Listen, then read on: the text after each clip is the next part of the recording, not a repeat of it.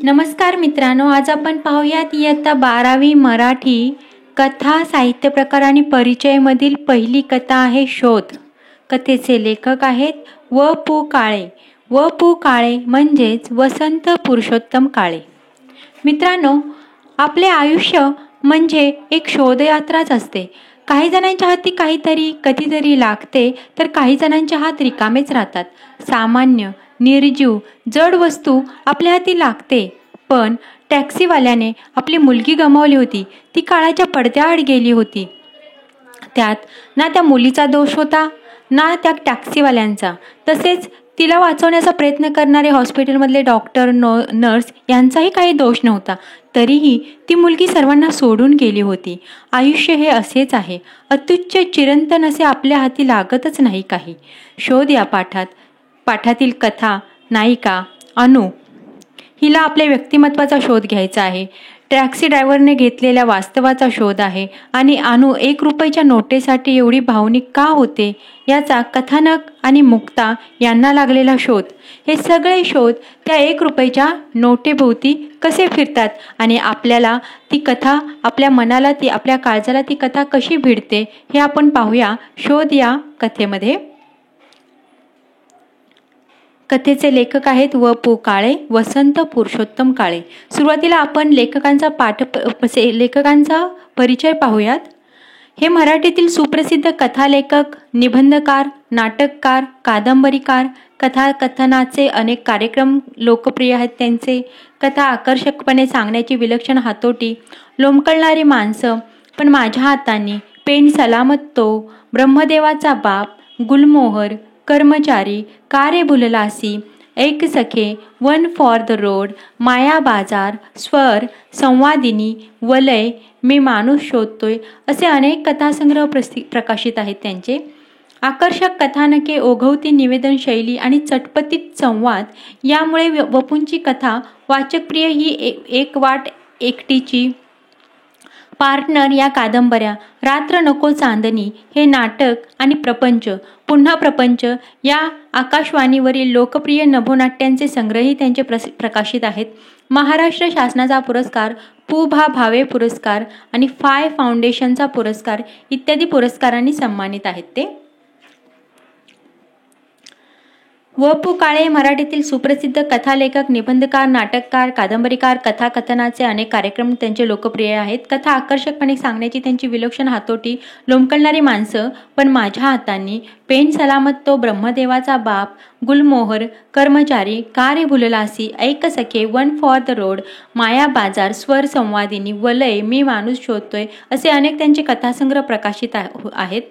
आकर्षक कथानके, ओघवती निवेदन शैली आणि चटपटीत संवाद यामुळे काय होतं, वपूंची कथेचे वाचक खूप प्रिय आहेत.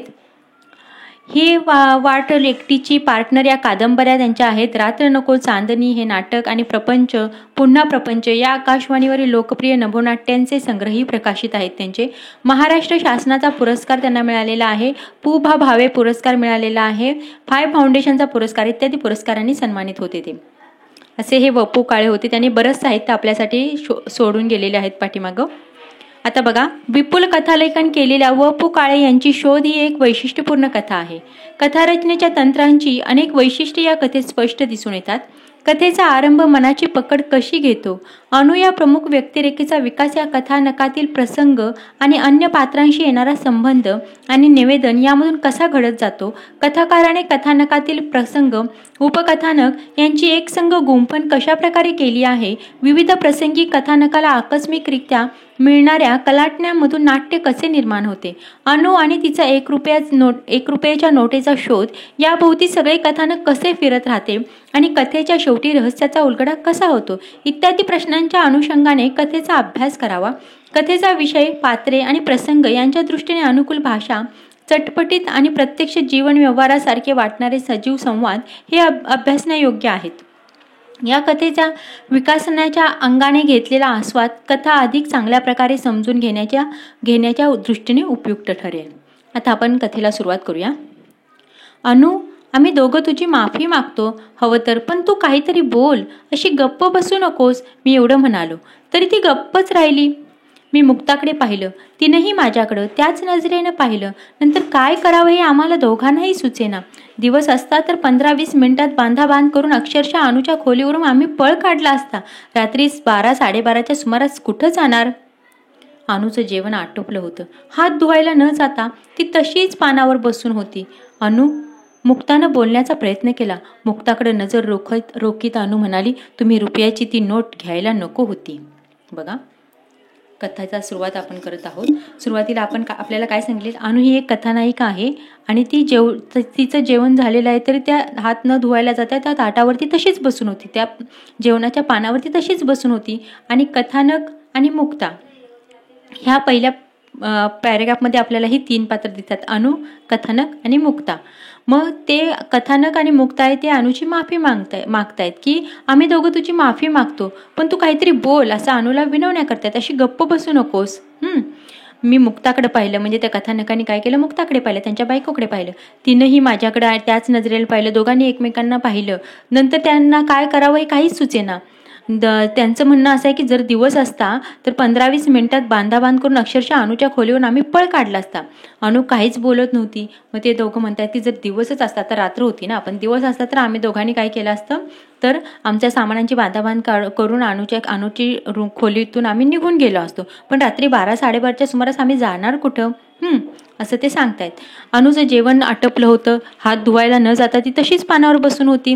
अनु, मुक्तानं बोलण्याचा प्रयत्न केला. मुक्ताकडे नजर रोखीत अनु म्हणाली, तुम्ही रुपयाची ती नोट घ्यायला नको होती. मग अनु काही बोलत नव्हती. म्हणून अनुला मुक्ताने विचारले, अनु काहीतरी बोल, अगं काहीतरी बोल. तेव्हा अनु म्हणाली की तुम्ही ती 1 रुपयाची जी नोट होती ती तुम्ही घ्यायला नको होती. तिच्या स्वरातील नाराजी, कडवटपणा आम्हा दोघांना जिव्हारी लागला. अनु समोरून उठली. हातून घडलेली चूक कशी सुधारावी यावर विचार करण्यात अर्थ नसल्यामुळे मी त्यावर मुळीच विचार करत नव्हतो, कारण घडलेली घटना दुरुस्त करता येईल या स्वरूपाची नव्हती.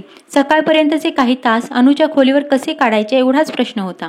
एकमेकांशी ह्या विषयावर न बोलता तोच प्रश्न दोघांना सतावतो आहे हे दोघांनी ओळखलं होतं. सकाळी तरी जाताना आम्ही काय करणार होतो? 100 वेळा बाई ग आमचं चुकलं असंच म्हणत अपराध्याप्रमाणे जिना उतरणार होतो ना. छे, it was just a problem आणि ब्लेम सुद्धा. बघा, अनुनं जसं सांगितलं की तुम्ही ती नोट घ्यायला नको होती, तेव्हा तिच्या स्वरातील नाराजी म्हणजे ती नाराज होती. कडवटपणा आम्हा दोघांना जिव्हारी लागला. म्हणजे आम्हाला कसं तरी झालं, ती नाराज होती. तिचा जो नाराजीचा स्वर होता तो ऐकून आम्हाला कसं तरी झालं असं कथानक सांगतात. अनु समोरून उठली. हातून घडलेली चूक कशी सुधारावी यावर विचार करण्यात अर्थ नसल्यामुळे मी त्यावर मुळीच विचार, आता जी हातून जी चूक घडली होती ती कशी सुधारावी हे काही कथानकाला समजत नव्हतं. ती सुधारण्यासारखी नव्हती चूक. म्हणून लेखक कथानक म्हणतायत की आम्ही ती सुधारावी याच्यावरती विचारच करत नव्हतो, कारण घडलेली घटना दुरुस्त करता येईल या स्वरूपाची नव्हतीच. सकाळपर्यंतचं म्हणजे सकाळ होईपर्यंतचे काही तास अनुच्या खोलीवर कसे काढायचे हा प्रश्न त्यांच्या पुढे उभा होता. एकमेकांशी हा विषयावर न बोलता तोच प्रश्न दोघांनाही सतावतो आहे हे दोघांनीही ओळखले होते. म्हणजे या विषयावर न बोलता हाच प्रश्न दोघांनाही पडला होता. कुणाला? मुक्ता आणि कथानकाला. मग त्याच्यावरती कसं बोलायचं, काय बोलायचं? सकाळी तरी जाताना काय बोलणार? सकाळी जाताना तिला आम्ही काय करणार होतो? 100 वेळा बाई ग आमचं चुकलं असं म्हणत अपराधाप्रमाणे जिना उतरणार होतो. म्हणजे आमची चूक झाली असं अनुला आम्ही सारखं बाई ग आमचं चुकलं असं म्हणत काय जिना उतरून जाणार होतो असं कथानक म्हणतायत. छे, it was just a problem आणि ब्लेम सुद्धा. म्हणजे हा एक प्रॉब्लेमच होता आणि आमच्यावरती ब्लेम सुद्धा होता. सकाळीच पुन्हा सोडताना आज रात्री अनुच्या खोलीवर असा काही प्रकार घडणार आहे असं कुणी सांगितलं असतं तर आम्ही त्यावर विश्वास ठेवला असता काय? बाब निव्वळ 1 रुपयाची आणि तेवढ्यासाठी अनु असं करील? इतक्या वर्षांचा स्नेह विसरून अपमान करील? शक्य आहे? ती अनु इनामदार आहे हे आम्ही विसरलो. तिच्या विक्षिप्त स्वभावाचा आम्हाला विसर पडावा यात तिची काहीच चूक नाही. तिचा हा असला विक्षिप्त स्वभाव मला खरं तर आवडलेला. अगदी पहिल्यापासून म्हणजे BA नंतर तिनं आबासाहेबांचा निरोप घेतला तेव्हापासून. तिनं घराला रामराम ठेकलात हेही मला आबासाहेबांकडूनच समजलं. बघा, सकाळी पुन्हा आता हे कथानक आणि मुक्ता ही दोघं नवरा बायको आहेत आणि ते पुण्यात असतात आणि पुणे सोडताना ते सकाळीच पुण्यावरून आलेले मुंबईला. मग पुणे सोडताना आज रात्री अनुच्या खोलीवर असं काही प्रकार घडणार आहे. ते मुंबईत कुणाकडे आले तर राहायचे कुठे म्हणून ते राहत होते अनुकडे आले होते. मग सकाळी जेव्हा पुन्हा सोडलं तेव्हा असा काही प्रकार अनुच्या खोलीवरती घडेल असं कोणी सांगितलं असतं तर काय विश्वास ठेवला असता? बाप तर निव्वळ एका रुपयाची होती. बाप तर म्हणजे गोष्ट तर फक्त 1 रुपयाची होती. मग तेवढ्यासाठी अनु असं करेल असं त्यांना विश्वासच बसत नव्हता. 1 रुपयासाठी ती इतक्या वर्षाचा स्नेह विसरून अपमान करेल असं शक्य आहे का असं त्यांना वाटत होतं. ती अनु इनामदार आहे हेही आम्ही विसरलो. तिच्या विक्षिप्त स्वभावाचा आम्हाला विसर पडावा ह्यात तिची काहीच चूक नाही.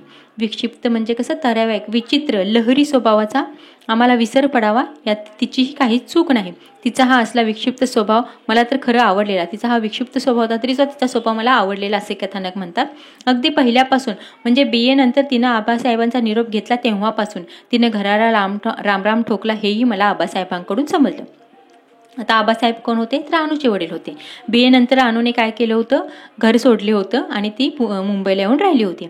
आबासाहेबांच्याकडे सहज चक्र टाकली. म्हणजे एक दिवशी जे कथानक होते ते आबासाहेबांच्याकडे गेले म्हणजे अनुच्या वडिलांच्याकडे गेले.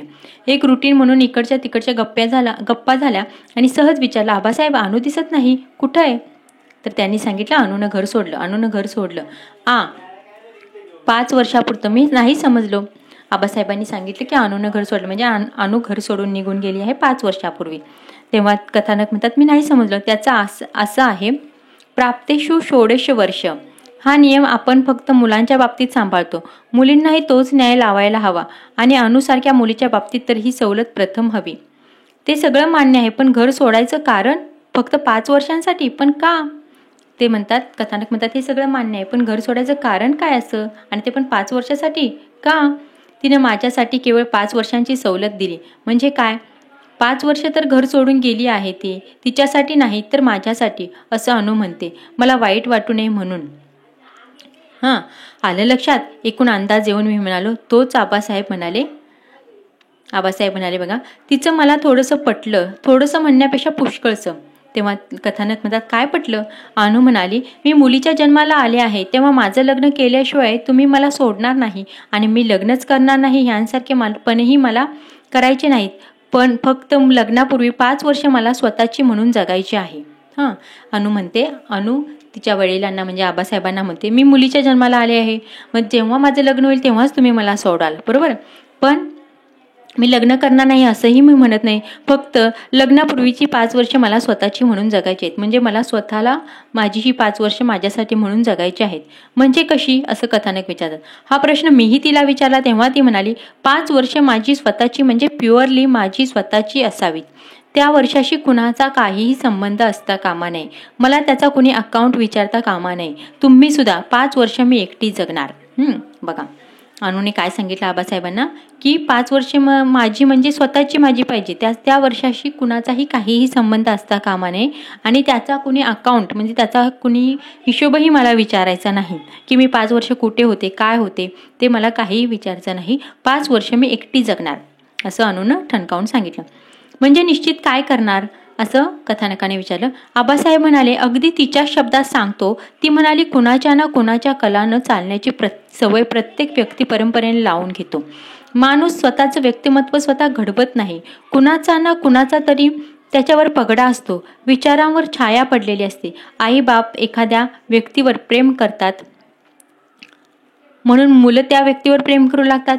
जे आई वडिलांचे शत्रू तेच त्या मुलांचे शत्रू. याचाच अर्थ असा की स्वतंत्र मेंदू घेऊन जन्माला आलेला जीव दुसऱ्याचा ऐकतो. त्याच क्षणी तो स्वतःचं अस्तित्व निसर्गानं जगाकडे पाहण्याची दिलेली स्वतंत्र नजर हरवून बसतो. मला 5 वर्षे एवढ्यासाठी एकटं राहायचं आहे की माझे स्वतःचे विचार आणि तुमच्या विचारांचा पडलेला पगडा ह्यात किती अंतर आहे ते मला पाहायचं आहे. जगाकडे पाहताना मला माझा चष्मा हवा.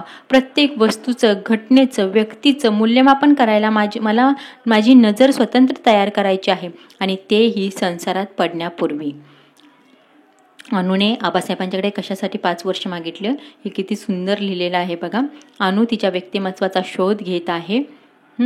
ती काय म्हणते बघा. आबासाहेबांनी सांगितलं ती काय म्हणाली. तिच्या शब्दात सांगायचं तर ती म्हणाली कुणाच्या ना कुणाच्या कलानं चालण्याची सवय प्रत्येक व्यक्ती परंपरेने लावून घेतो आणि हे खरं आहे. कुणाच्या ना कुणाच्या म्हणजे जरी आपल्याला आपलं स्वतंत्र डोकं आहे स्वतःचं अस्तित्व आहे तरी सुद्धा आपण कुणाच्या ना कुणाच्या कलानं चालण्याची सवय लावूनच घेत असतो. माणूस स्वतःचं व्यक्तिमत्व स्वतः घडवत नाही, कुणाचा ना कुणाच्या तरी त्याच्यावर पगडा असतो, विचारावर छाया पडलेली असते. म्हणजे आपण कुणाच्या तरी विचाराने असे प्रभावित होत असतो आणि त्यांच्यासारखं आपण वागू लागतो. आई बाप एखाद्या व्यक्तीवर प्रेम करतात म्हणून मुलंही त्यांच्यावरती प्रेम करतात. म्हणजे आपले आई वडील कुणावरती प्रेम करत असेल तर आपल्यालाही ती व्यक्ती आवडू लागते, त्या व्यक्तीवरती आपण प्रेम करू लागतो. आणि जे आई वडिलांचे शत्रू असतात तेच ते मुलांचे शत्रू. याचाच अर्थ असा की स्वतःचा स्वतंत्र मेंदू घेऊन जन्माला आलेला जीव दुसऱ्याचा ऐकतो. त्या क्षणी तो स्वतःचं अस्तित्व, निसर्गानं जगाकडे पाहण्याची दिलेली स्वतंत्र नजर हरवून बसतो. म्हणजेच हा आई वडिलांच्या विचार म्हणजे दुसऱ्यांच्या विचारानं तो चालू लागतो, कारण त्याला एवढं स्वतःचं डोकं दिलं आहे. निसर्गाने जगाकडे पाहण्याची ती दिलेली स्वतंत्र नजर आहे, ती सगळं तो हरवून बसतो. मला 5 वर्षे एवढ्यासाठी एकटं राहायचं की माझं स्वतःचे विचार, तुमच्या विचारांचा पडलेला पगडा, म्हणजे माझे जे विचार आहेत आणि तुम्ही माझ्यावरती जे तुमचे जे विचार आहेत तुमचे जे विचार आहेत त्यांचा जो विचारांचा पडलेला पगडा यात किती अंतर आहे ते मला पाहायचं आहे. जगाकडे पाहताना मला माझा जश्वा हवा, म्हणजे मला माझ्या दृष्टीने ह्या जगाकडे पाहायचं आहे. प्रत्येक वस्तूचं, घटनेचं, व्यक्तीचं मूल्यमापन करायला मला माझी नजर स्वतंत्र तयार करायची आहे, आणि तेही संसारात पडण्यापूर्वी. यासाठी अनुनं 5 वर्षासाठी हे घर सोडलं होतं. स्वतःचे अनुभव स्वतःच जमा करायचे आहेत. समाजात मिसळल्याशिवाय समाज समजत नाही आणि व्यक्तीही कळत नाहीत असं ती म्हणते. समाज ही विशाल अर्थानं व्यक्तीच असते आणि व्यक्ती घटक रूपानं समाजच असतो. समाज ही विशाल अर्थानं व्यक्तीच असते, म्हणजे जो समाज आहे तो व्यक्तीनेच बनलेला आहे. म्हणजे समाज ही एक कशी विशाल अर्थाने एक व्यक्तीच आहे आणि व्यक्ती ही घटक रूपानं समाजच असतो. म्हणजे व्यक्ती मिळूनच समाज म्हणतो आणि समाजात व्यक्तीच असतात असं ते म्हणतात. असं एका महाराजांचं विधान ती नेहमी ऐकवते, पण त्यावरही ती असं म्हणते की हेच त्यांचं मत झालं. मला त्यातलं सत्य शोधायचं आहे. म्हणजे ती नक्की काय करणार असं कथानक विचारतात. तर नोकरी. मग ते म्हणतात कसली? आधी नर्सिंग शिकणार, नंतर ती नर्स होणार. नर्स? हो, नर्सच का असं त्यांना विचारतात. हे 2 दिवसापूर्वी पाठवलेल्या पत्रात लिहिले. म्हणजे तिनं जे पत्र पाठवले त्याच्यामध्ये असं लिहिले की नर्स अगोदर ती नर्सिंग शिकणार आणि नर्स होणार म्हणून. मग ते नर्सच का असं विचार, तेव्हा ते म्हणतात की असं पत्रात तिनं लिहिले आहे का, पत्र दाखवताना? तर ते म्हणतात की पत्र आहे का ते, कथानक विचारतात आबासाहेबांना, पत्र आहे का ते? तर आबासाहेब म्हणतात हो, दाखवतो ना पत्र. आबासाहेबांनी पत्र दाखवलं. मजकुरातील त्या 2 ओळी विलक्षण होत्या. जीवनाचं सार त्या 2 वाक्यात होतं. मला ते सुभाषित वाटलं. नर्सिंगचा पेशा का निवडला हे सांगताना अनुनं लिहिलं होतं, आबा, इस्पितळ आणि पेशंट हे विश्व असं आहे की सुख आणि दुःख इथं खऱ्या स्वरूपात भेटतात. बघा, अनुनं तिच्या पत्रामध्ये काय लिहिलं होतं की तू नर्सिंग का करणार, त्याचं उत्तर तिने लिहिलं होतं की इस्पितळ आणि पेशंट म्हणजे हॉस्पिटल आणि पेशंट हे एक विश्व असं आहे की सुख आणि दुःख इथं खऱ्या स्वरूपात भेटतात. म्हणजे जगातील जे सुख आणि दुःख आहे ते इथं खऱ्या स्वरूपात भेटतात. अनुनं मुंबईत केईएममध्ये नोकरी मिळवली.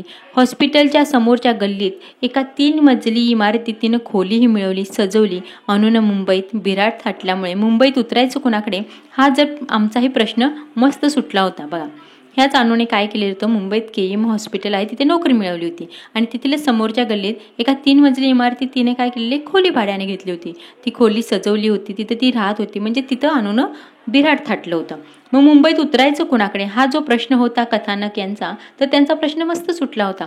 आमच्या प्रत्येक खेपेत अनुनं काहीतरी नवा टप्पा गाठल्याचं आम्ही पाहत होतो. ती पोरगी केवळ वयानं वाढत नव्हती, अनुभवानं समृद्ध होत होती, समजुतीनं वाढत होती.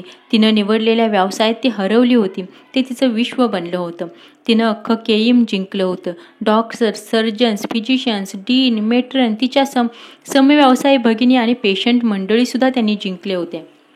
बघा, अनुने काय आता लेख कथानक कधी कधी अनुकडे जायचे तर प्रत्येक खेपेत त्यांना असं जाणवायचं की अनुनं काहीतरी नवीन टप्पा गाठला आहे. मग ती पोरगी कशी वयानं फक्त वाढत नव्हती तर अनुभवाने सुद्धा समृद्ध होत होती, समजुतीनं वाढत होती. तिनं जो व्यवसाय निवडला होता नर्सचा जो पेशा होता त्यात ती कशी हरवून गेली होती, ते तिचं विश्व बनलं होतं. म्हणजे तेच तिचं विश्व आहे असं तिला वाटत होतं.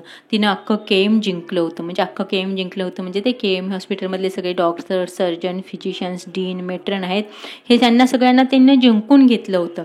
तिच्या समव्यवसायी भगिनी आणि पेशंट मंडळींना सुद्धा तिनं जिंकून घेतलं. म्हणजे ती तशी त्यांच्याशी चांगली वागत होती, त्यामुळं सगळ्यांना ती हवीशी होती.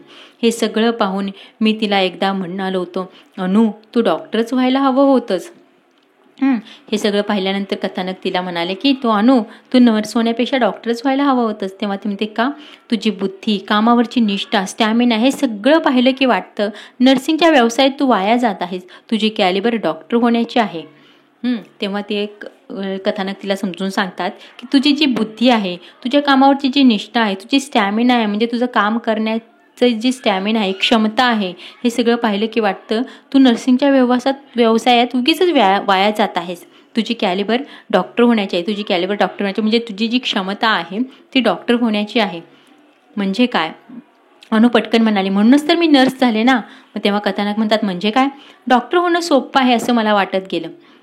मला जितकी बुद्धी परमेश्वराने दिली आहे तेवढी बुद्धी, शिक्षण, परवडण्या इतका पैसा आणि तुफान अभ्यास करण्याची तयारी, इतक्या भांडवलावर कुणीही डॉक्टर होऊ शकेल. मी तर नक्कीच झाले असते. तेच मला हवंय. मग का झाली नाहीस? आता करू शकतेस यापेक्षा जास्त चांगली सेवा तू व्याधीनं पडलेल्या माणसांची करू शकली असतीस ना.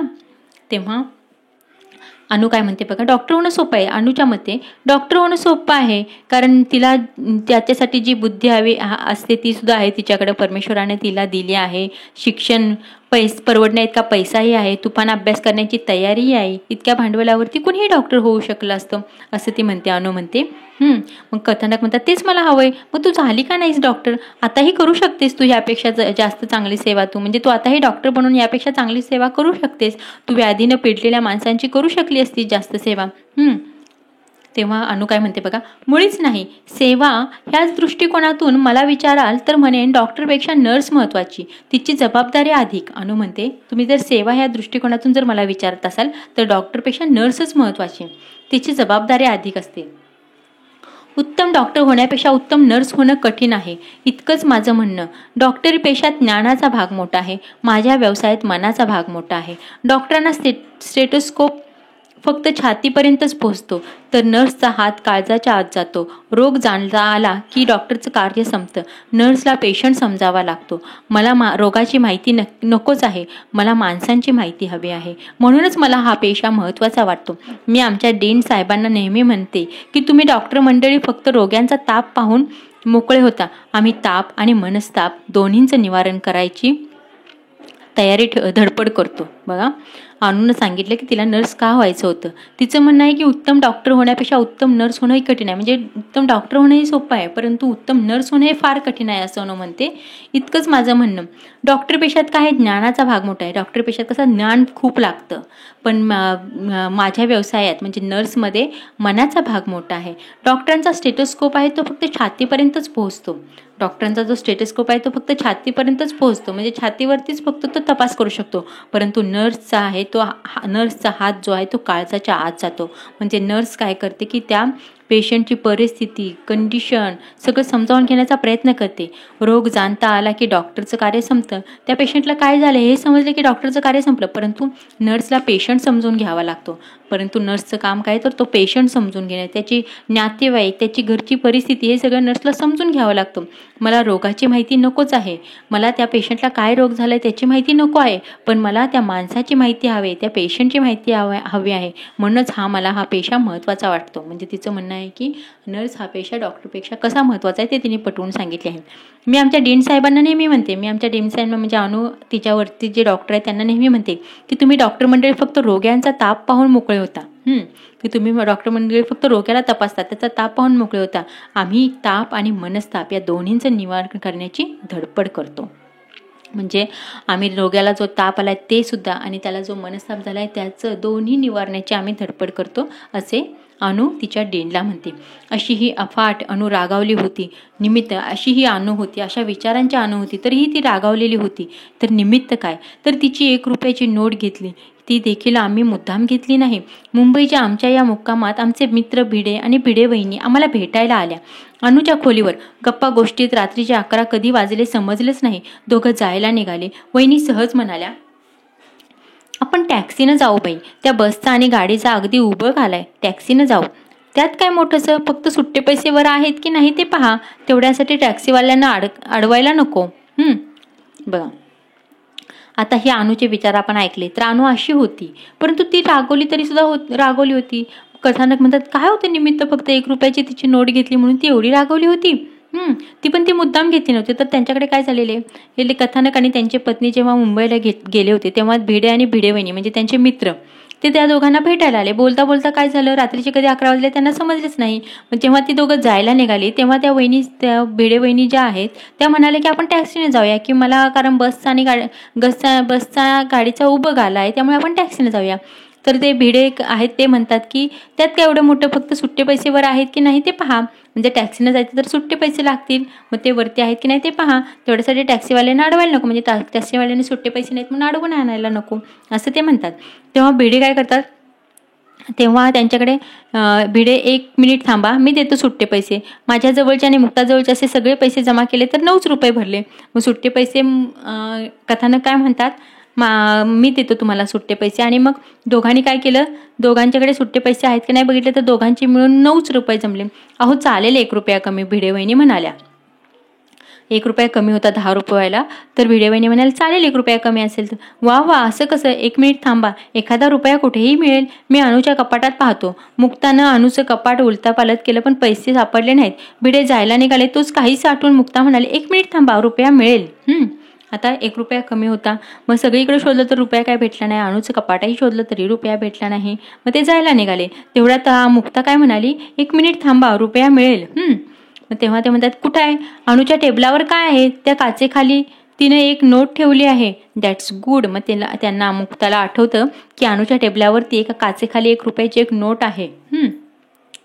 मग मी आणि भिड्यानी टेबलावरची ती अखंड काचवर उचलली. मुक्तानं पटकन खाली हात घालून नोट काढून घेतली आणि भिडे पती पत्नी निघून गेले. मग यांनी काय केलं, जी काचेखालची जी नोट होती ती काढण्यासाठी टेबलावरची काच उचलली आणि मुक्तानं काय केलं, पटकन खाली जे हात घालून नोट काढून घेतली आणि मग भिडे पती पत्नी निघून गेले. अनु कामावरून परतली, तिच्या रिवाजाप्रमाणे तिनं आंघोळ केली, मग ती पानावर बसली. आम्ही दिवसभराच्या हकीकती सांगितल्या आणि मध्येच मुक्तानं काचेखालची नोट भिड्यांना दिल्याचं सांगितलं. अनु आली घरी. आता भिडे वहिनी आणि भिडे निघून गेले, परंतु नंतर अनु कामावरून आल्यानंतर तिनं काय केलं, तिच्या नेहमीच्या रीतिरिवाजाप्रमाणे म्हणजे रोज ती आल्यानंतर आंघोळ करत असेल तशी तिने आंघोळ केली. मग ती जेवायला बसली आणि दिवसभर काय काय झालं ते कथानक आणि मुक्ता यांनी सांगायला सुरुवात केली. आणि मध्येच मुक्तानं काय केलं, काचेखालची नोट भिड्यांना दिल्याचं सांगितलं. एकाएकी अनुचा नूर बदलला. अनु गप्प झाली. आम्हाला चोरट्यासारखं झालं. मी घाईघाईनं म्हणालो, सुट्टे पैसे आणतो उद्या आणि लगेच तुझी नोट.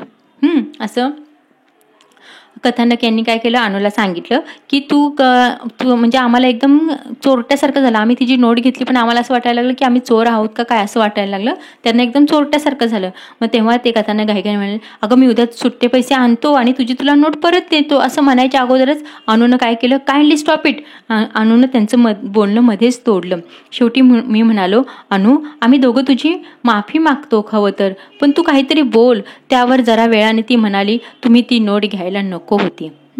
तेव्हा त्या दोघांनी कथानक आणि मुक्ता यांनी अनुची माफी मागितली पण आणि काहीतरी बोलायला सांगितलं. तेव्हा अनु म्हणाली की तुम्ही ती जी नोट होती ती घ्यायला नको होती. कितीतरी वेळ हा सगळा इतिहास आठवत मी गॅलरीत उभा होतो. मुक्ता आत होती. अनु काय करत होती हे कळत नव्हतं. तेवढ्यात मुक्ता गॅलरीत आली. मी पाहिलं तर काय, मुक्ताच्या अंगावर बाहेर जायचे कपडे. तेव्हा हा सगळा इतिहास आठवत काय झालं, कथानक जे आहे ते बाहेर गॅलरीत उभा होते आणि तेवढ्यात मुक्ता आत आली. अनु काय करत होती, मुक्ता आत होती आणि अनु काय करत होती हे काय माहीत नव्हतं, कळत नव्हतं. तेवढ्यात मुक्तानं काय केलं, गॅलरीत आली आणि मुक्ताच्या अंगावरती कसे बाहेर जायचे कपडे, आता बाहेर जाताना आपण वेगळे नवीन कपडे घालतो ते मुक्ताच्या अंगावरती होतं.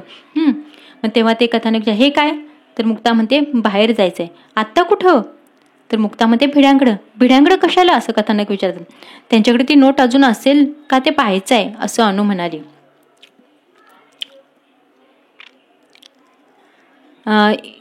इट इज शिअर मॅडनेस, मी पटकन म्हणालो, म्हणजे हा शुद्ध वेडेपणा आहे असं कथानक म्हणतात. आय ॲक्सेप्ट दिस कमेंट, अनु पुढे येत म्हणाली. मला चालेल, आपण बघूयात. अनु तीच नोट नेमकी टॅक्सीवाल्याला गेली असेल, कारण सुट्ट्या पैशाचाच प्रश्न होता. शक्य आहे नेमकी तीच नोट टॅक्सीवाल्याकडे गेली हे मला भिड्यांकडून कळू दे, मग मी थांबेन. मग अनु म्हणते कथानक म्हणतात की अगं सुट्ट्या पैशांचाच प्रश्न होता, म्हणजे नेमकी तीच नोट टॅक्सीवाल्याकडे गेली असेल. तेव्हा अनु म्हणते तीच नोट जर टॅक्सीवाल्याकडे गेली असेल तर हे मला भिड्या काकांकडून कळू द्यात, तर मग मी तिथंच थांबेन. अनु माझा ऐकशील असं कथानक म्हणतात. गळ घालू नका, मी ऐकणार नाही. माझा स्वभाव तुम्हाला माहीत आहे. ज्या टप्प्यापर्यंत माणूस प्रयत्न करू शकतो त्याच्या अलीकडे थांबणारी बाई मी नव्हे. नोटेच्या बाबतीतील माझा प्रयत्न भिड्यांच्या घरापाशी संपतो, तिथपर्यंत जायला हवं. या वेळात आम्हाला भाग घेण्यापासून गत्यंतर नव्हतं. आम्हीच गुन्हेगार होतो ना. आम्ही टॅक्सी पकडली. टॅक्सीत बसल्यावर मी म्हणालो, अनु त्या नोटीसाठी तू एवढं का करत आहेस? तेव्हा कथानक म्हणतात, अरे अनु तू माझं ऐकशील का? ती नोट काही आपल्याला भेटणार नाही असं कथानक यांचं मत होतं. परंतु अनु काय म्हणते बघा, गळ घालू नका म्हणजे मला सांगत बसू नका, मी तुमचं काही ऐकणार नाही. माझा स्वभाव तुम्हाला माहित आहे. माझा स्वभाव कसा आहे ते तुम्हाला माहितीच आहे. ज्या टप्प्यापर्यंत माणूस प्रयत्न करू शकतो त्याच्या अलीकडे थांबणारी बाई मी नव्हे. म्हणजे अनुचा स्वभाव असा होता की जिथपर्यंत प्रयत्न करता येतील तिथपर्यंत प्रयत्न करायचे, असा अनुचा स्वभाव होता. नोटीच्या बाबतीतला माझा प्रयत्न भिड्यांच्या घरापाशी संपतो. म्हणजे नोट शोधण्याचा जो माझा प्रयत्न आहे तो आता तुम्ही भिड्यांना नोट दिली तर भिड्यांच्या घरापाशी माझा तो म्हणजे भिड्यांच्या तिकडे जाईपर्यंत, तिथे जर समजा ती नोट नसेल तर तिथं माझा शोध संपेल. परंतु तिथपर्यंत तर जायलाच पाहिजे असं अनु म्हणत होती. ह्या वेळात आम्हाला भाग घेण्यावाचून गत्यंतर नव्हतं. कथानक म्हणतात की हे अनुचं जे वेळ होतं त्याच्यात आम्हाला भाग घ्यायलाच पाहिजे होता, कारण आम्हीच गुन्हेगार होतो. कारण त्यांनीच ती नोट उचलून भिड्यांना दिली होती. मग त्यांनी काय केलं, टॅक्सी पकडली आणि टॅक्सीत बसल्यावर ते कथानक अनुला म्हणतात, अनु त्या नोटीसाठी तू एवढं का करत आहेस? असं कथानक अनुला विचारतात. तर अनु म्हणते, त्यामागे तशा भावनाच आहेत. खाजगी नसेल तर फार सांगतेस. कथानक म्हणतात, जर खाजगी नसेल तर आम्हाला सांगतेस का तू तुझ्या काय भावना आहेत ते? तेव्हा ते अनु म्हणते, नोट मिळाली तर सांगेन. मुक्तानं एक नुसताच हुंकारा दिला. अनुनं त्यातला अर्थ जाणला. ती म्हणाली, नोट मिळेल असं वाटतं मला. मिळो बापडी. लॅमिंग्टन रोड पोलीस स्टेशन दिसतात मी टॅक्सी थांबवली. पोलीस स्टेशन शेजारच्या इमारतीत 4थ्या मजल्यावर जायचं होतं. आम्ही भिड्यांच्या दरवाजापाशी आलो तर आत दिवा जळत असल्याचं व्हेंटिलेटरमधून दिसलं. लॅमिंग्टन रोड पोलीस स्टेशन दिसताच टॅक्सी थांबवली. का तर तेथील जे पोलीस स्टेशन होतं त्याच पोलीस स्टेशनच्या शेजारच्याच इमारतीत 4थ्या मजल्यावरती भिडे राहत होते. आणि भिड्यांच्या दरवाजापाशी जसं गेलं तसं काय झालं, तिथून त्या व्हेंटिलेटरमधून आत दिवा जळत असलेलं दिसलं. व्हेंटिलेटर म्हणजे घरात हवा जाण्यासाठी दाराच्या वर असं तिरपा पातळ पट्टा बसवलेली चौकट असते. त्याच्यातून कथानकांना दिसलं की आत दिवा जळत असतं, म्हणजे ते अजून जागे आहेत असं कथानकांना समजलं. कडी वाजवताना संकोच त्यामुळे कमी वाटला. म्हणजे आता जर जागे आहेत तर आपण कडी वाजवू शकतो असं त्यांना वाटलं. दार उघडताच तुम्ही, हा जो भिड्यांनी प्रश्न केला तो अपेक्षितच होता. दार उघडताच भिड्यांनी काय प्रश्न केला, तुम्ही? म्हणजे त्यांना आश्चर्य वाटले, ही लोक एवढ्या रात्रीची आली आहेत. या आम्ही ताबडतोब बसलोच. 4 जिन्यांचा हा परिणाम. 4 जिना चढून आल्यामुळे सगळे थकले होते. म्हणजे आत गेल्या गेल्या ते जाऊन डायरेक्ट बसलेच, कारण खूप थकले होते 4 जिना चढून. आम्ही आत्ताच आलो हे तुमच्या पुढे, भिडे वहिनी म्हणाल्या. आम्ही पण आत्ताच आलो असे त्या भिडे वहिनी त्यांना म्हणाल्या. काय सांगता काय, आमच्या घरून निघून तर चांगला दीड तास झाला तुम्हाला. मी आश्चर्याने म्हणालो. म्हणजे आमच्या घरातून तुम्ही 30 तास दीड तास झालं निघालं, तुम्ही आत्ताच पोहोचताय? सांगतो काय प्रकार झाला तो. तुमच्या घरून निघालो ही म्हणाली, त्याप्रमाणे टॅक्सी केली. 15 मिनिटात त्याने इथपर्यंत आणलं आणि एक प्रचंड घोटाळा झाला. म्हणजे त्यांना टॅक्सी ड्रायव्हरने 15 मिनिटात इथपर्यंत आणलं, परंतु काही घोटाळा झाला ते सांगतात. काय झालं, इथल्याच चौकात एक म्हातारा आमच्या टॅक्सीखाली आला. म्हणजे त्यांचा ॲक्सिडेंट झाला. तो म्हातारा जो होता तो टॅक्सी ड्रायव्हरच्या त्या टॅक्सीच्या खाली आला. त्यामुळे काय झालं, मग काय, खरं तर आम्ही लगेच त्यातून सुटलो असतो. ठरवलं असतं तर पण आमचा चांगुलपणा आम्हाला नडला. म्हणजे आम्ही त्यातून सुटलो असतो असं भेडे सांगतात की ठरवलं असतं, म्हणजे आम्ही लगेच त्यातून निसटायचं ठरवलं असतं तर निसटलं असतो, पण आमचा चांगुलपणा आम्हाला नडला. का? टॅक्सीवाल्याची 1% देखील चूक नव्हती. तेव्हा टॅक्सीवाल्याला वाचवायचं म्हणून त्याच्या बाजूनं जबानी द्यायला आम्ही पोलीस स्टेशनवर गेलो. म्हणजे जो प्रकार झाला त्याच्यामध्ये टॅक्सीवाल्याची काहीच चूक नव्हती, मग त्याच्या बाजूनं जबान दिली पाहिजे असं भिडे यांना वाटलं, कारण त्यांचाच चांगुलपणा त्यांना नडला. म्हणून त्यांना वाचवायचं म्हणून आम्ही त्याच्या बाजूनं जबानी द्यायला पोलीस स्टेशनवर गेलो. आणि तो म्हातारा मुक्तानं विचारलं तर त्या म्हाताऱ्याला नायरमध्ये ॲडमिट करून आलो ना असं भिडेंनी सांगितलं. तेव्हा अनु म्हणाली, अनुमधली नर्स जागे झाली. आता कितपत लागलं, आता जो ॲक्सिडेंट झाला त्याच्यामध्ये त्या म्हाताऱ्याला किती लागलं असं अनुनं विचारलं, कारण शेवटी ती नर्स आहे ना, तिच्यामधील नर्स जागे झाली.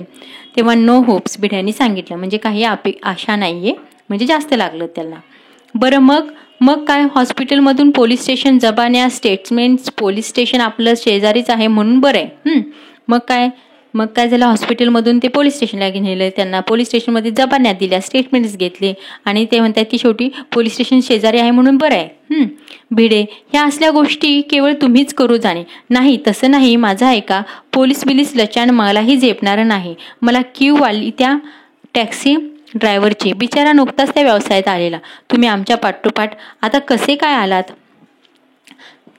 कथानक भिडेंना म्हणतात की असले पोलीस चौकी वगैरे हे असले तुम्हीच ते करू जाणे, तुम्हालाच ते फक्त जमणार आहे. तेव्हा भिडे म्हणतात की नाही, हे तसं नाही आहे, माझं ऐका. पोलीस बिलीस लचाण मलाही झेपणार नव्हतं, म्हणजे पोलीस बिलीच्या भानगडीत पडणं मलाही झेपणार नव्हतं. पण मग मला काय झालं, क्यू आली त्या टॅक्सी ड्रायव्हरची, कारण तो बिचारा नुकताच त्या व्यवसायात आलेला होता. त्या व्यवसायात नवीन होता तो ड्रायव्हर होता आणि त्याची काही चूक पण नव्हती. तुम्ही आमच्या पाठोपाठ आता कसे काय आलात?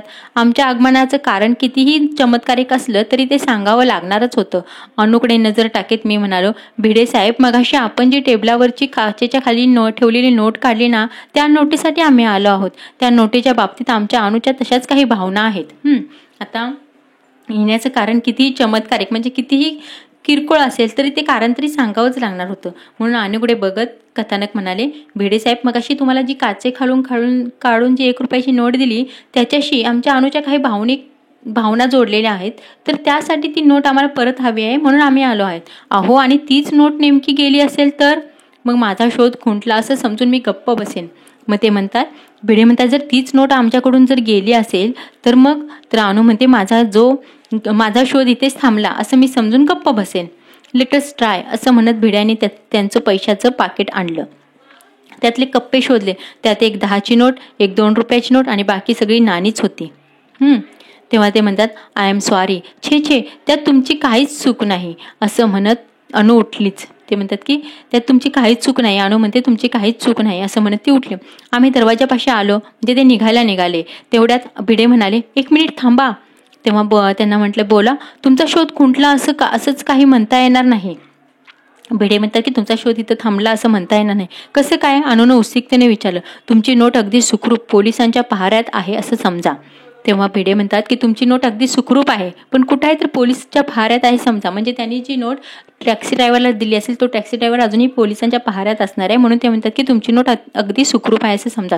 म्हणजे अख्खं लॅमिंग्टन रोड पोलीस स्टेशन त्यांच्यासाठी पहारा करते त्या नोटीसाठी. म्हणजे त्यांचं बोलण्याचं हे बघा की ते अख्खं लॅमिंग्टन रोड पोलीस स्टेशन जे पोलीस स्टेशन आहे त्या तुमच्या नोटीसाठी पहारा करते. त्यांना नीट सांगा हो. भिडे वहिनींनी भिड्यांना माफक प्रमाणात दम भरला. म्हणजे भिडे काका त्यांना भिडे वहिनींनी सांगितलं की तुम्ही नीट सांगा, त्यांना समजणार कसं, सगळं सांगतो असं म्हणत भिड्यांनी शर्ट चरवला. येतेस का तू? त्यांनी वहिनींना विचारलं. कुठं पण? Lamington road police स्टेशनात. आपला टॅक्सीवाला तिथंच असेल ना अजून. मग ते म्हणतात भिडे वहिनींना म्हणतात की तू पण येतेस का माझ्याबरोबर? तर ती म्हणते कुठं? त्या वहिनी म्हणतात कुठे? अरे लॅमिंग्टन रोड पोलीस स्टेशनात. म्हणजे जो टॅक्सीवाला अजून तिथंच असेल ना, ज्याला नोट दिली तो तिथंच असेल. अगं बाई, खरंच की? चला. ब्लॉकला कुलूप लावून आम्ही निघालो. म्हणजे ते सगळेच निघाले. आता इथं अनु, मुक्ता, कथानक आणि भिडे काका आणि भिडे वहिनी हे सगळेच निघाले. या भिडे साहेब इन्स्पेक्टर साळवींनी स्वागत केलं तिथे. म्हणजे हे सगळे पोलीस स्टेशनमध्ये गेले. तिथे इन्स्पेक्टर साळवी होते, त्यांनी त्यांचं स्वागत केलं. तुम्हाला थोडी तसदी. It's all right. काम बोला. तो मगाचाच टॅक्सीवाला. अरे तुम्हाला तो बराच आवडलेला दिसतोय. सालच आहे की नाही? तर ते भिडे म्हणतात की तुमच्याकडे थोडंसं काम होतं. तर ते बोलतात चालतंय, काम तरी बोला. इन्स्पेक्टर साळवी म्हणाले, तो मगाचाच टॅक्सीवाला. अरे तर ते इन्स्पेक्टर साळवी म्हणतात की तुम्हाला तो बराच आवडलेला दिसतोय. सालच आहे की नाही? Yes, you are right. नवशिका आहे, चांगला एज्युकेटेड आहे, म्हणून त्याला हेल्प करावीशी वाटली. He was not at all fault. म्हणजे त्याचा काहीच त्याच्यामध्ये दोष नव्हता. त्याला भेटायचं आहे पुन्हा? ते विचारतात. तेव्हा ते इन्स्पेक्टर विचारतात की त्याला भेटायचं आहे का तुम्हाला पुन्हा? हां, इथं असता तर त्या टॅक्सीत आमची पिशवी राहिली त्या गोंधळात. म्हणजे ते म्हणतात की त्यांनी आता कारण सांगितलं की त्याला भेटायचं, तर कारण काय सांगायचं? तर म्हणतात की त्याच्या टॅक्सीत आमची पिशवी राहिली आहे, त्यासाठी त्याला भेटायचं आहे. टॅक्सीवाल्याला पाचारण करण्यात आलं. म्हणजे टॅक्सीवाल्याला बोलवण्यात आलं. पलीकडच्या खोलीतून तो आला आणि भिड्यांना त्यांना नमस्कार केला. साळवींच्या परवानगीनं आम्ही त्याला घेऊन बाहेर आलो. म्हणजे साळवींनी परवानगी दिली की त्याचा तुमची पिशवी राहिली तर ती घेऊन या अशी त्यांना परवानगी दिली. You have obligated me like anything. टॅक्सीवाला भिड्यांनी भरून आलेल्या आवाजात म्हणाला. म्हणजे टॅक्सीवाल्याला वाईट वाटलं. ते ठीक आहे हो. मग आमच्याकडे पाहत तो म्हणाला, साहेब खरंच सांगतो टॅक्सीवाल्यांना कुणीही एवढी मदत करत नाही. आज 12च्या भावात जात होतो, किती बोलू किती नको असं झालं होतं त्याला. म्हणजे टॅक्सी बऱ्याच वेळी काय होतं, काही अपघात झाला तर टॅक्सीमध्ये जे पॅसेंजर आहेत ते टॅक्सीवाल्यांना तिथंच सोडून आपल्या आपल्या मार्गाने निघून जातात. परंतु भिडे वहिनी आणि भिडे जे आहेत त्यांनी त्याला तसं केलं नाही. त्याची पूर्ण मदत करण्याचा प्रयत्न केला. तेव्हा तो टॅक्सीवाला म्हणतो की टॅक्सीवाल्याला एवढी कुणीच मदत करत नाही. आज मी 12च्या भावात जात होतो, म्हणजे आता मला शिक्षा झाली असती. किती बोलू किती नको असं झालं होतं त्याला. म्हणजे ह्याच्यावरती किती बोलू किती नको असं त्याला वाटत होतं. संपलं तुमचं? भिड्याने विचारलं. तो आता आयुष्यभर संपायचं नाही. माझं एक काम करा म्हणाले ते. मगाशी मी तुम्हाला भाड्याचे पैसे दिले, त्यातली 1 रुपयाची नोट मला बदलून घ्यायची आहे. ही विचित्र मागणी ऐकून त्याला नवल वाटलं, पण फार काही न दर्शवता तो म्हणाला, त्या नोटीवर फोन नंबर वगैरे लिहून ठेवला दिसतोय. आता ती 1 रुपयाची नोट होती. मग तो टॅक्सी ड्रायव्हर त्याला आश्चर्य वाटलं. 1 रुपयाचं त्याला नवल वाटलं, पण त्याने काही दाखवलं नाही. त्याला वाटलं की त्या नोटीवरती काहीतरी फोन नंबर वगैरे लिहून ठेवलाय. नाही, नोटावर लिहायची मला सवय नाही. भिडे म्हणाले, या इकडे. आम्ही सगळे दिव्याच्या उजेडात आलो. टॅक्सीवाल्याने खिशात होत्या नव्हत्या तेवढ्या सगळ्या नोटा काढून भिड्यांच्या हातात न मोजता दिले. यातून घ्या शोधून. अनु झटकन पुढे झाली. सगळ्या नोटा पाहिल्या. अनुला हवी ती नोट नव्हतीच. चला जाऊया, तुम्हाला सगळ्यांना मी फार त्रास दिला. पुन्हा माझ्या खोलीवर तुम्ही कधीही उतरणार नाही, असं अनु म्हणाली. ए वेडे, थांब तर खरी, मी म्हणालो. भिडे साहेब, काय झालं सांगता का? टॅक्सीवाल्यांना विचारलं. भिड्यांनी थोडक्यात सरळ सांगितलं की त्याला विचारलं, नंतर तुम्ही कुठंच केला नाही तर तुमच्याकडची नोट जावी कशी? भिड्यांनी सांगितलं की तुम्ही जर आता तिथून तुम्ही डायरेक्ट जर पोलीस स्टेशनमध्ये आलात, तुम्ही कुठंच गेले नाही तर तुमच्याकडची नोट जाईलच कशी? अर्ध्या तासापूर्वी समोरच्या हॉटेलात पाव उसळ खायला गेलो होतो. साळवी साहेबांना विचारून आज जेवायला मिळालं नव्हतं. आम्ही गप्प होतो. तेवढ्या टॅक्सीवाला म्हणाला, नोट मिळेल साहेब. ते मग तुमच्याकडची नोट जाईल कशी असं भिडे त्यांना विचारतात टॅक्सी ड्रायव्हरला. तेव्हा टॅक्सी ड्रायव्हर सांगतो की अर्ध्या तासापूर्वी मी समोरच्या हॉटेलमध्ये उसळ पाव खायला गेलो होतो. तेव्हा कारण त्या टॅक्सी ड्रायव्हर दिवसभर जेवला नव्हता ना, त्यामुळे तो उसळ खायला गेलेला होता तिथं. तेव्हा आम्ही सगळेजण गप्प होतो. तेवढ्या टॅक्सी ड्रायव्हरला म्हणाला, नोट मिळेल तुम्हाला साहेब. कशी काय? पोलीस लोकांसाठी हे हॉटेल जवळजवळ रात्रभर उघडच असतं. चहा पाण्यासाठीच चला, प्रयत्न करूया. म्हणजे ते हॉटेल आहे ते पोलीस लोकांसाठी दिवस रात्र उघडच असतं. तुम्ही चला चहा पाण्यासाठी आपण प्रयत्न करूया. लॅमिंग्टन रोड पोलीस स्टेशन समोरच ते हॉटेल होतं. हॉटेलचं शटर टॅक्सीवाल्यानंच उघडलं. दार उघडता उघडता त्यानं शंकर, ओ शंकरराव अशा हाका मारल्या. शंकरराव बाहेर आले. शंकरराव जरा सुटे पैसे द्या. शंकररावांनी काउंटर खालचा ड्रॉवर उघडला. बंडल नोटा देऊ नका समोर साळवी साहेबांच्याकडे ह्या नोटा जायच्या आहेत. बंडल नोटा देऊ नका म्हणजे बनावट नोटा देऊ नका असे ते म्हणाले. समोर साळवी साहेबांच्याकडे म्हणजे इन्स्पेक्टर साळवी आहे त्यांच्याकडे ह्या नोटा जाणार, त्यामुळे बनावट नोटा देऊ नका असे सांगतात ते. शंकररावांनी रुपयाचं बांधलेलं बंडल काउंटरवर ठेवलं. तिथला दिवा लावला आणि ते म्हणाले, तुम्हाला हव्या त्या नोटा पाहून घ्या. मग तुम्हाला ज्या पाहिजेत त्या नोटा पाहून घ्या असे ते म्हणाले. मग तर झालं. टॅक्सीवाल्याने 100ची नोट शंकररावांना दिली आणि रुपयाच्या नोटांच्या पुडग्याला बांधलेला रबर बँड शंकररावांनी काढून घेतला. भिडे साहेब या अनुकडे पाहत भिड्याने विचारलं, नोट कशी ओळखायची? तर नोट ओळखायची कशी एवढ्या नोटांमध्ये असं अनुला भिडे साहेबांनी विचारलं. त्याच्यावर लाल अक्षरात बॉलपेननं सुनीता असं नाव लिहिले. नोट मिळाली. शंकररावांच्या आभार मानित आम्ही रस्त्यावर आलो. अनु, आता धीर धरणं अशक्य आहे. ह्या नोटेचा इतिहास सांगायला हवा. नोट तर मिळाली, पण ह्या नोटेसाठी अनुने एवढा का हे घेतला त्याचं आम्हाला कारण आता समजायला हवं. आता त्यांना धीर धरवत नव्हता, ह्याचं कारण कळायलाच हवं. नोटेचा इतिहास तू अनु आम्हाला सांगायलाच हवा असं ते म्हणायला लागले.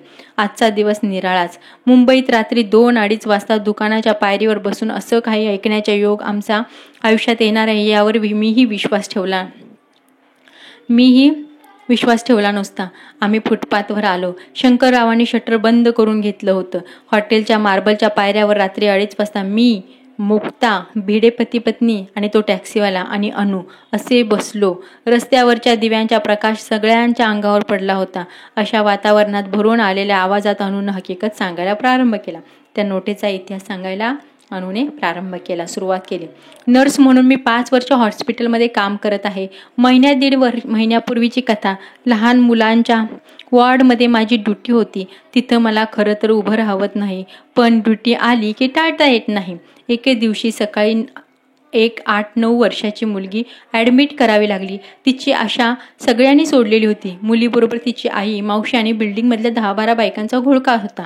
त्या सगळ्यांना मी बाहेरच्या बाहेर थोपवलं. मग भराभरा आमच्या हालचाली सुरू झाल्या. पायाला, हाताला नळ्या लागल्या. ब्लड ट्रान्सफ्युजन, सलाईन, याशिवाय ऑक्सिजन पण दिला.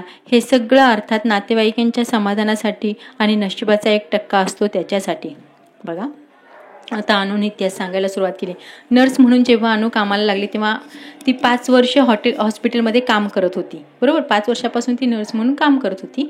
1-1.5 महिन्यापूर्वी काय झालेलं, एक लहान मुलीच्या वॉर्डमध्ये तिची ड्युटी होती, अनुची ड्युटी होती. तिथं मला खरं तर उभं राहत नाही, कारण लहान मुलांचे सगळे लहान मुलं पेशंट असतात तिथं, म्हणून तिला ते बघवत नाही. लहान मुलांचा आजार पण तिला बघवत नाही, म्हणून अनु म्हणते की तिथं मला खरं तर उभं राहत नाही म्हणजे मला नको असते लहान मुलांच्या तिथं. परंतु ड्युटी आली की टाळता येत नाही, म्हणजे ड्युटी आली तर ती करावीच लागते. एके दिवशी काय झालेलं, सकाळी एक 8-9 वर्षाची मुलगी ॲडमिट करावी लागली तिथे. तिची आशा सगळ्यांनी सोडली होती, म्हणजे ती खूपच आजारी होती, जगेल असं वाटत नव्हते. मग मुलीबरोबर तिची आई होती, मावशी होती आणि बिल्डिंगमधल्या 10-12 बायकांचा घोळका होता. त्या सगळ्यांना मी बाहेरच्या बाहेर थोपवलं. आता एवढी सगळी आत घेतणार नाहीत ना, सगळ्यांना बाहेरच्या बाहेर थांबवलं. मग भराभरा आमच्या हालचाली सुरू झाल्या. पेशंट वाचवण्याची तयारी सुरू झाली. पायाला, हाताला नळ्या लावल्या. ब्लड ट्रान्सफ्युजन, सलाईन, याशिवाय ऑक्सिजन पण तिला दिला. हे सगळं कशासाठी होतं, तर नातेवाईकांच्या समाधानासाठी म्हणजे ते वाचणार नाही माहीतच होतं, पण नातेवाईकांना जरा दिलासा वाटावा की बाबा एवढं सगळं केल्यानंतर ते वाचेल, त्यांच्या समाधानासाठी त्यांनी हे सगळं केलेलं होतं. आणि एक नशिबात तिच्या असेल वाचण्यासारखं, तर नशिबाचा जो 1% असतो त्यासाठी सर्वजण धडपडत होते. पोरगी नक्षत्रासारखी होती. तिच्यासाठी माझीही एकीकडे प्रार्थना चालली होती. ती पोरगी मधून डोळे उघडायची आणि क्षीण आवाजात सांगायची, ह्या नळ्या काढा. दिवसभर हे चाललं होतं. तिच्या यातना बघवत नव्हत्या. ह्या नळ्या काढा म्हणून तिचा जप चालला होता. शेवटी मी डॉक्टरांना विचारलं. ते म्हणाले फार तर 3-4 तास काढेल ती. मग मी विचारलं, असंच जर असेल तर शेवटचे काही तास तिला सुखानं तरी जगू दे ना. पोरगी कशी अत्यंत सुंदर होती, नक्षत्रासारखी होती. तिच्यासाठी एकीकडे माझी प्रार्थनाही चालली होती, म्हणजे ती पोरगी वाचावी म्हणून मी देवाकडे प्रार्थनाही करत होतो. ती पोरगी अधूनमधून डोळे उघडायची, क्षीण आवाजात सांगायची हे की ह्या नळ्या काढा. तिच्या शरीराला ज्या नळ्या टोचल्या होत्या ते ती काढायला सांगत होती. दिवसभर हे चाललं होतं. दिवसभर तिच्या यातना ज्या होत्या त्या आम्हाला बघवत नव्हत्या. ह्या नळ्या काढा असं ती वारंवार सांगत होती. तिचा जणू जपच चालला होता, नळ्या काढा म्हणून. मग शेवटी डॉक्टरांना विचारलं तिनं, तर डॉक्टर म्हणाले की फार 3-4 तासच ही जगेल म्हणून. मग तेव्हा अनु म्हणते की जर असंच असेल तर शेवटची काही तास तरी तिला सुखानं जगू द्या, म्हणजे ह्या तिला नळ्या टोचल्या त्याही दुखत असतील तिला. मग त्या तिच्या नळ्या काढते मी सगळ्या. डॉक्टर तरी शेवटचे 3-4 तास तरी तिला सुखानं जगू दे ना, तिच्या नळ्या काढते मी सगळ्या. डॉक्टर म्हणाले फक्त ऑक्सिजनची ठेवा. मग डॉक्टर म्हणाले चालेल, काढल्या तर. डॉक्टरांच्या परवानगीने अनुने त्या नळ्या काढल्या आणि फक्त ऑक्सिजनची एक नळी ठेवली. मी एक नळी काढून टाकली. तिनं डोळे उघडले. क्षीण पण लागवी आवाजात ती म्हणाली, ताई थँक्यू. मी तिला म्हणाले, बेटा लवकर बरं व्हायचं. ही एवढी नळी मात्र काढायची नाही हां. एक ऑक्सिजनची नळी होती, ती फक्त काढू नको म्हणून सांगितलं. मी उद्या भेटेन, तुझ्यासाठी गंमत आणीन. तिनं मान हलवली. म्हणजे अनुने काय केलं, सगळ्या नळ्या काढून टाकल्या, फक्त ऑक्सिजनची एक नळी चालू ठेवली. आणि ती म्हणाली, बेटा तू लवकर बरं हो, मी तुला उद्या काहीतरी गंमत घेऊन येईल हां. तिनं हो म्हणून मान हलवली. दुसऱ्या दिवशी मी ड्युटीवर गेले. अनु दुसऱ्या दिवशी ड्युटीवर गेली. ती गोड पोरगी आदल्याच दिवशी गेली होती. त्यानंतर 15 दिवसांनी त्या मुलीची आई माझा शोध घेत पुन्हा हॉस्पिटलमध्ये आली. अनु गेली आणि ती मुलगी आदल्याच दिवशी सोडून गेली होती, काळ्याच्या पडद्याआड गेली होती. त्यानंतर 15 दिवसांनी काय झालं, मुलीची आई अणूचा शोध घेत हॉस्पिटलमध्ये आली. तिने मला एका बाजूला नेलं, हातात एक पाकिट ठेवलं. तिने काय केलं, त्या मुलीची आई अणूचा शोध घेत आली. तिने एका बाजूला अणूला नेलं आणि हातात एक पाकिट ठेवलं. त्या पाकिटमध्ये त्यात 25 रुपये होते. हे काय, अनुने विचारलं. ती बाई म्हणाली, तुम्ही आमच्याशी खऱ्या सिस्टरप्रमाणे वागला, ही माझी आठवण. तेव्हा अनु म्हणाली, मी म्हणाले सिस्टरप्रमाणे वागले असं म्हणता, मग मला सांगा तुमच्या सख्या बहिणीला तुम्ही असे पैसे दिले असते का? तिची मी खूप समजूत घातली. इथल्या धर्मदाय पेटीत ते पैसे टाका असं सांगितलं. मग ती म्हणाली, कमीत कमी 1 रुपयाची नोट तरी ठेवायला हवी तुम्ही. तुमच्या भाचीनं, माझ्या सुनीतानं दिली आहे ती. तुम्ही त्या दिवशी नळ्या काढल्या, तुम्ही गेल्यावर ती म्हणाली, ही नर्स ताई चांगली आहे, तिनं हातापायातल्या सुया काढल्या, मी आता झोपते. माझ्या उशिकालचा खाऊचा डबा आहे ना, त्या ताईला दे. खाऊचा रुपया आहे ना ते त्या ताईला दे. पोरगी एवढं बोलली. तिनं डोळे मिटले आणि ते मिटलेच. एवढं सांगून माझ्या गळ्यात हात टाकून ती कोसळलीच आणि तिची समजूत घालणं मला शक्ती बाहेरचं होतं. बघा, ती मुलगी जी वारली होती तिची आई अनुला भेटायला आली. अनुला एका साईडला नेऊन तिने काय केलं, अनुच्या हातात एक पाकिट ठेवलं. त्या पाकिटामध्ये 25 रुपये होते. तेव्हा ती अनु म्हणाली, कशासाठी हे? तेव्हा ती बाई म्हणाली, त्या पेशंटची म्हणजे त्या मुलीची आई म्हणाली की तुम्ही आमच्याशी कशा खऱ्या सिस्टरप्रमाणे वागला, म्हणून त्याचीही आठवण, माझीही आठवण म्हणून तुम्ही हे ठेवा पैसे. तेव्हा अनु म्हणते, सिस्टरप्रमाणे वागला असेही म्हणता आणि वरून तुम्ही जर तुमच्या सख्या बहिणीला असे पैसे दिले असते तर तिने घेतले असते का? त्या अनुने तिची खूप समजूत काढली. तेव्हा अनु म्हणाली की तुम्ही इथल्या धर्मदाय पेटीमध्ये ते पैसे टाका म्हणून, असं तिनं सांगितलं अनुला. तरी पण ती काय म्हणाली, ही 1 रुपयाची नोट तरी ठेवा, कारण सुनीताने ती तुम्हाला द्यायला सांगितलेली आहे. जेव्हा तुम्ही तिच्या अंगावरच्या सगळ्या नळ्या काढल्या तेव्हा ती म्हणाली की त्या नर्सही खूप चांगल्या आहेत, माझ्या खाऊच्या पैशातला 1 रुपया आहे ती त्यांना दे म्हणून ती सांगून गेली होती. आणि ती पोरगी एवढं बोलली आणि तिनं डोळे मिटले आणि मिटलेच, म्हणजे ती सुखाने गेली असं तिला सांगायचं होतं. एवढं सांगून माझ्या गळ्यात हात टाकून ती कोसळली. एवढं सांगून ती सुनीताची आई होती ती रडायलाच लागली खूप. मग तिची समजूत घालणं मला माझ्या शक्तीबाहेरचं होतं. तिची समजूत काढता अनुलाही अनुचं तिची समजूत काढणे अनुच्या शक्तीबाहेरचं होतं. म्हणजे खूप अवघड गेलं अनुला तिची समजूत काढणं. हकीकत सांगताना अनुचा आवाज भरून आला. थोडा वेळ थांबून रुमालानं डोळ्याच्या कडात टिपत म्हणाली, हीच ती नोट. आम्ही सुन्न बसून होतो, सगळीकडे शांत होतं. आणि मग तितक्यात संत स्वरात टॅक्सीवाला म्हणाला, ताई, असं पेशंटमध्ये मन गुंतून चालणार नाही. माणूस भूतकाळात अडकला की संपलं, मग भविष्यकाळही खराब होतं. नजर नेहमी समोर हवी, एखाद्या ड्रायव्हरसारखी.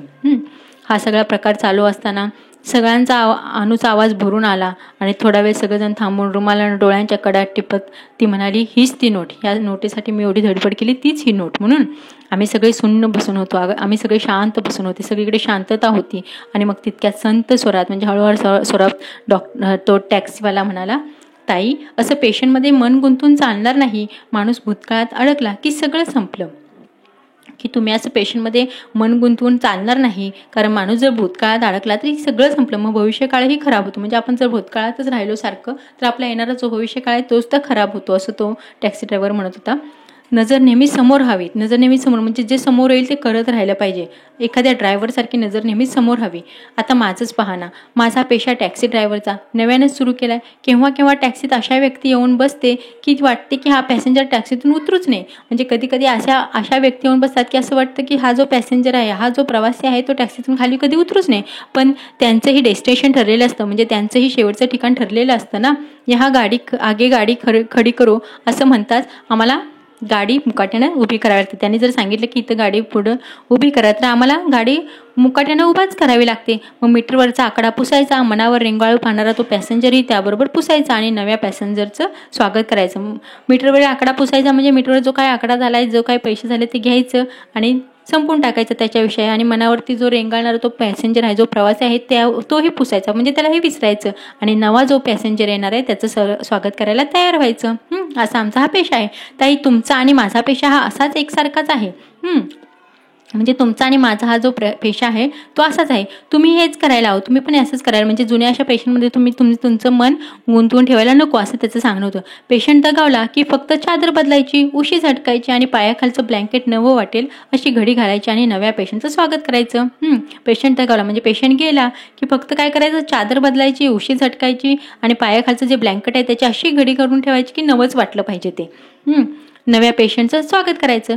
कॉटवर कोण आलं नवा तेही पाहायचं नाही, म्हणजे कोणत्या कॉटवरती परत पेशंट आलं तेही बघायचं नाही. मिनिस्टर असेल नाही तर रस्त्यावरचा कोणीतरी, एखादा मिनिस्टर येईल पेशंट म्हणून किंवा एखादा रस्त्यावरचा माणूस येईल कोणीतरी, आपण आपला कॉट नंबर सांभाळायचा. आपण फक्त आपला कॉट नंबर सांभाळायचा, म्हणजे आपण फक्त आपल्या कॉटवरती जो पेशंट आलाय त्याचा फक्त सांभाळ करायचा, त्याला फक्त ट्रीटमेंट व्यवस्थित द्यायची, असं तो सांगतोय.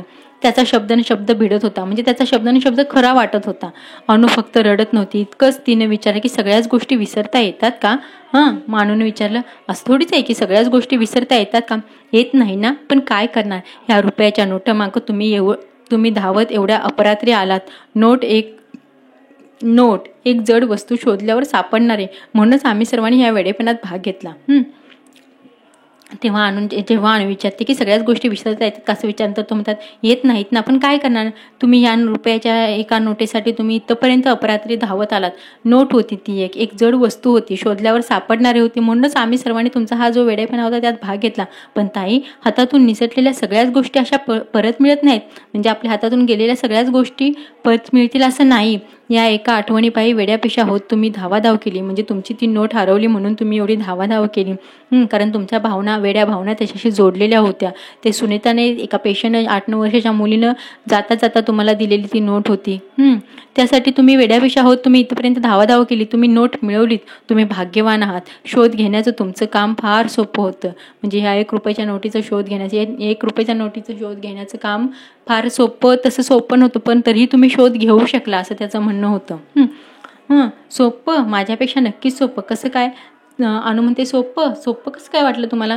तर तो टॅक्सी ड्रायव्हर तो माझ्यापेक्षा तरी नक्कीच सोपं होतं. तर ते अनु म्हणते कसं काय? माझी वस्तू मला कधीच परत मिळणार नाही. एका नोटेसाठी तुमची ही अवस्था झाली. तुमची ही नोट हरवली तर तुमची अवस्था अशी झाली. मला सांगा ताई, माझी प्रत्यक्ष मुलगी जेव्हा कायमची सोडून गेली तेव्हा मी काय केलं असेल, काय करावं आणि काय सांगता?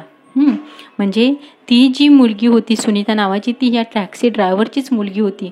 मग तो टॅक्सी ड्रायव्हर म्हणतो की तुम्ही तुमचं नोट शोधण्याचं काम केलं, तुम्हाला नोट मिळालीही, पण अशा काही वस्तू असतात, अशा काही गोष्टी असतील की त्या परत मिळतीलच असं नाही. तेव्हा ती जी मुलगी होती ती टॅक्सी ड्रायव्हरचीच होती. माझी गेलेली मुलगी मी कुठं शोधू?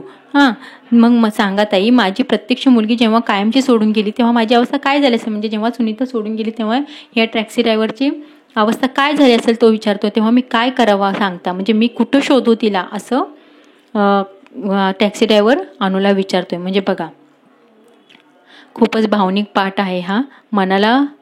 आपल्या मनाला खूपच भिडतो आहे. मी माणूस शोधतोय यांच्या कादंबरीतून घेतलेली कथा आहे. तर पाठ संपलेला आहे. धन्यवाद मित्रांनो.